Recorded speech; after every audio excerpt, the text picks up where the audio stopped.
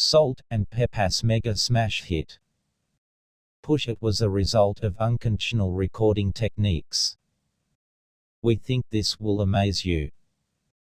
They were not the first female rappers. Angie Stone's group, The Sequence, came before them, but they were the first to go platinum around the world. Pep and Salt were in college together. They were big-time screw-ups. They never went to class. They would just hang around in the lunchroom playing cards, and they formed an amazing friendship. Because they were polar opposites, they fascinated each other. They formed the group when they were part-time telephone operators along with her boyfriend, Herbie Love Bugazor. At first they called themselves Supernature, but when they sang, they said they go together like salt and pepper. The name felt perfect for us. They had a song called Tramp, but needed a B-side, so they came up with Push It on the fly at Fresh Gordon's home studio in Brooklyn. Fresh came up with the riff, Herbie went, "Play that again." And he wrote some lyrics. The vocal booth was in Fresh's bathroom. Pep and Salt were in there, trying to go, "Ooh baby baby," thinking it was so corny. The song didn't make a lot of sense to them. Then when they were on tour, a DJ in San Francisco called Cameron Paul flipped Tramp over and started playing Push It. All the stations followed suit, and it just took off. It's a very popular song in maternity wards. An aquarium once told us that when they played Push It, the sharks started mating. People always asked how did they break through in such a male-dominated, misogynistic culture as hip-hop. Russell Simmons at Def Jam gave them the thumbs down, and said they would never last, but then later tried to sign them. I was always the little kid putting on the Broadway shows for my aunties at home, but I was told that show business was not a realistic career option. So when I got the opportunity to get on the mic, it was do or die. This was going to save my life. Sandra Denton Pepper.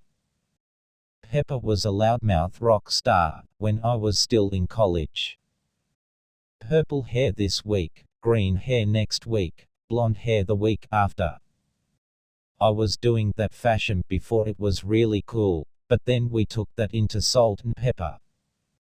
Their trademark asymmetrical hairstyle came about by accident.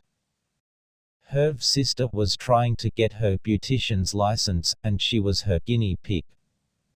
She permed her hair and didn't wash out one of the sides properly, so the whole right side of her hair was eaten out. After she washed it, she was half bald. I'm like, what the hell? She was crying, and we had shows to do, but Cheryl said, okay, let's just shave it all, put some lines in it but leave the other side long. It looked great, so Salt did her hair the same. Everyone thought it was about sex. The police turned up at one show, but we protested so much they let us go. For 30 years, they have been telling people that Push It isn't about sex, but no one ever believes us. Honestly, for them, as young girls, it was about dancing. At one show they tried to censor them, and the police were called to stand at the side of the stage, waiting for us to say something inappropriate. When they were singing Push It, they thought we were singing real good. I ended up hollering at this policeman, "It's Push It. It's about pushing it on the dance floor."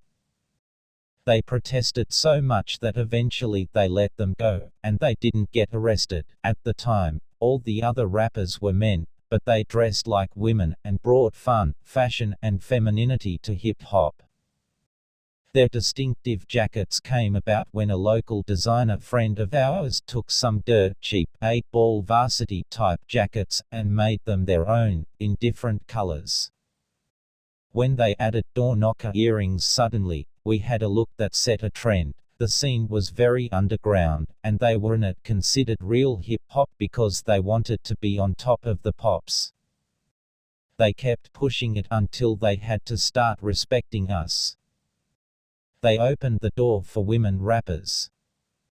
When Beyoncé and her family dressed like us for Halloween last year, it was her way of acknowledging what we did. Salt-N-Pepa perform on the I Love the 90 Seconds tour, which starts on 29 September at Wembley Arena, London.